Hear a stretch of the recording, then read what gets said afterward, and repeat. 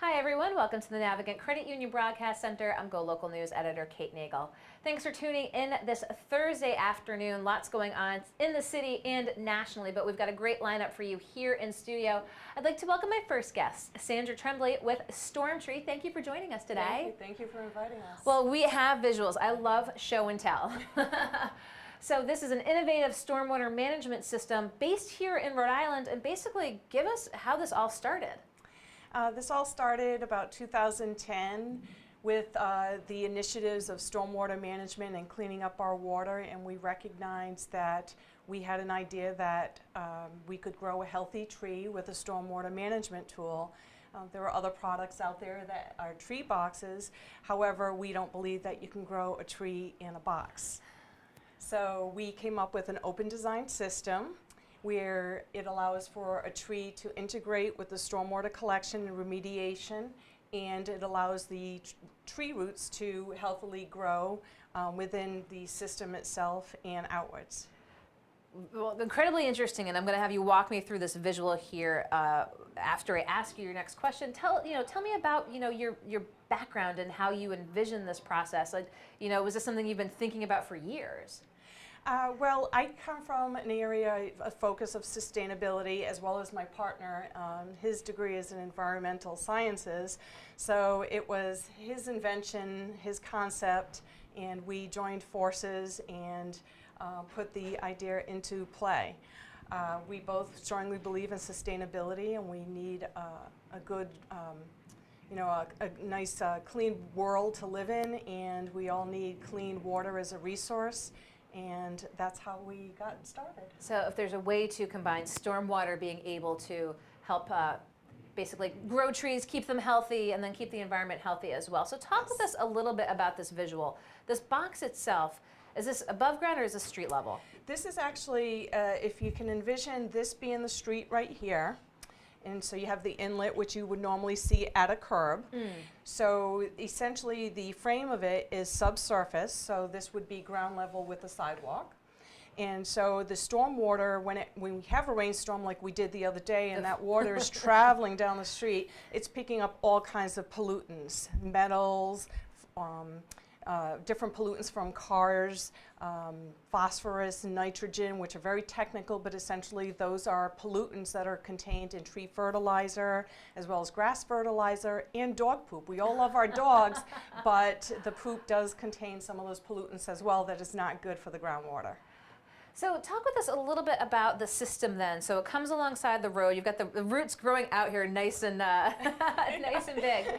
So talk with us about that. So it goes in there, and that's basically the system. So essentially the water will come into the inlet. Inside the system, which unfortunately you can't see it from this angle, but there is a container on the front end. So the water comes in, drops into the container, so the heavier sediments like sand, especially in the winter time, would settle to the bottom of the container. As the container fills with water, that water rises and goes over a wall within the container and infiltrates through a soil recipe that we came up with, and through that recipe the contaminants, the pollutants are grabbing on to the soil through a biological, physical process.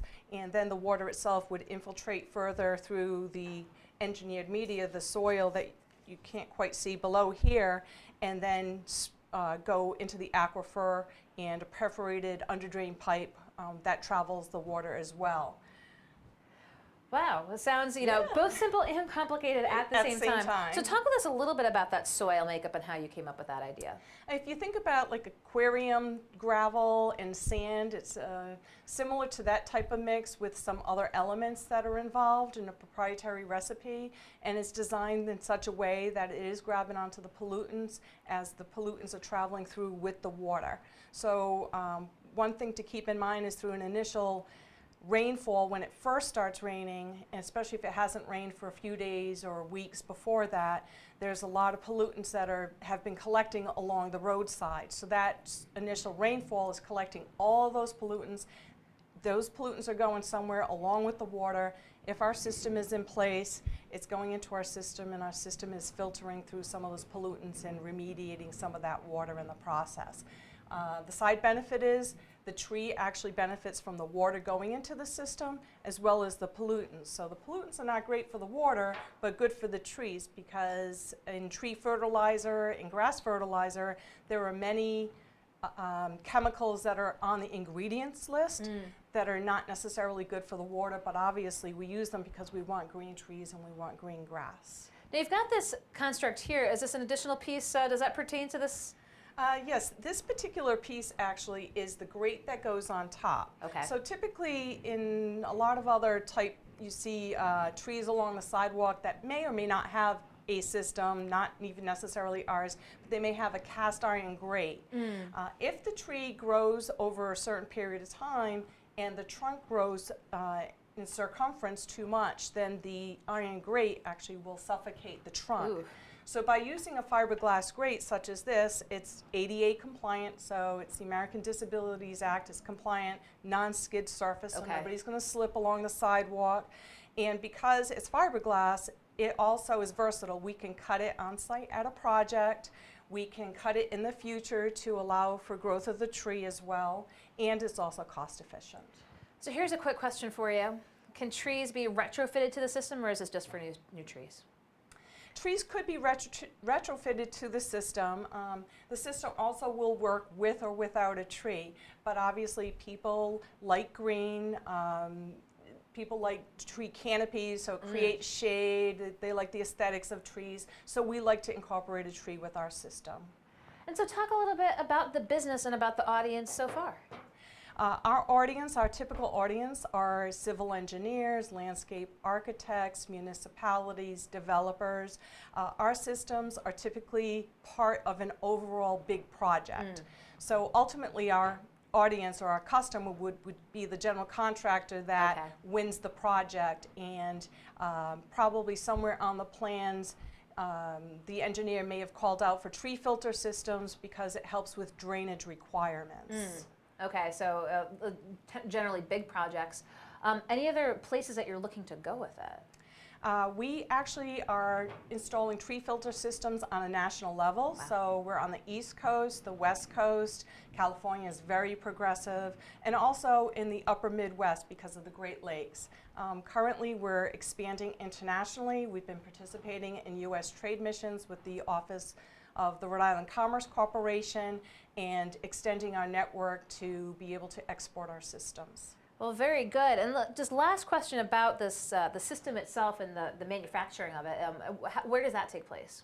The manufacturing of the system would take place, it's really sensitive to geography. So if we have a project in California, we would need to secure a vendor or precast concrete company in California, because feasibility-wise, it wouldn't make sense to manufacture a concrete structure and then ship it across the country.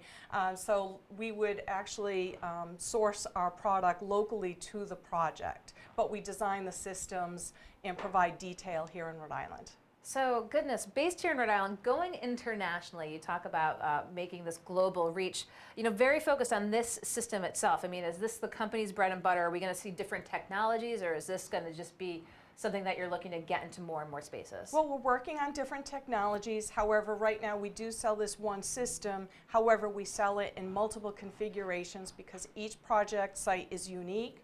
So for instance, if this was a 5x7 system and it needed to be configured the other way because the sidewalk isn't wide enough, we could have it custom manufactured to accommodate those needs, as well as just multiples of different needs that happen on project sites. Well, it's always great to get cool, innovative tech companies, environmentally sustainable tech companies here in the studio and let folks know what's going on, not just here in Rhode Island, but across the country and around the world.